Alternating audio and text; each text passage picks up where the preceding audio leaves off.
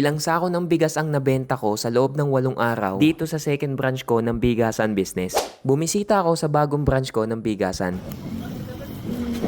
At chinek ko ang bentahan ko dito. 5 klase nga pala ng bigas yung binibenta ko dito. At yung binibenta ko dito, ito yung mga talagang hinahanap ng mga tao. At dahil bago pa lang ito, gusto ko malaman kung talaga bang kumikita ito. At para i-share ko na din sa inyo kung ano ba talaga yung nangyayari kapag nagtayo ka ng bigasan. Ang kota ko nga sa isang araw, kailangan makabenta ako ng 5 sako ng bigas. At kapag nagawa ko yun, masasalo ko yung mga expenses ko. So sa day 1, ito yung nabenta ko. Nagulat ako dahil naka 26 na sako ako. At sa pangalawang araw, naka 43 na sako tayo. Sa pangatlong araw, biglang bagsak ang benta kasi naka-6 lang. May mga ganitong araw nga guys, minsan may mataas, minsan naman may bagsak na benta. Sa pang-4 na araw, naka-6 na bigas lang ulit tayo. Sa pang-5 araw, naka 14 na sako ng bigas naman. Naka 12 sako naman sa ika-6 na araw. At sa ika-7 araw, naka 11 sacks tayo ng bigas. May mga 5 kilos din na pailan-ilan, pero halos walang benta sa per kilo. At sa ika-8 araw, nagulat nga ako dahil walang kabenta-benta. Napakalinis nga ng notebook namin. So ngayon, pinag-aaralan ko kung bakit ganito. Bakit minsan malakas tapos minsan naman talagang sobrang bagsak ang benta. Pero dahil sanay na ako sa ganitong negosyo, alam ko na parte lang ito ng proseso. At base sa bentahan ko sa loob ng 8 araw, okay na okay pa din ito. Kahit nga wala akong benta sa isang araw, nasasalo pa din ito yung kota ko. Magandang indication ito dahil ibig sabihin nakikilala na tayo dito. Sa tingin nyo, nakailang sako ko sa loob ng 8 araw? Pa-comment naman guys.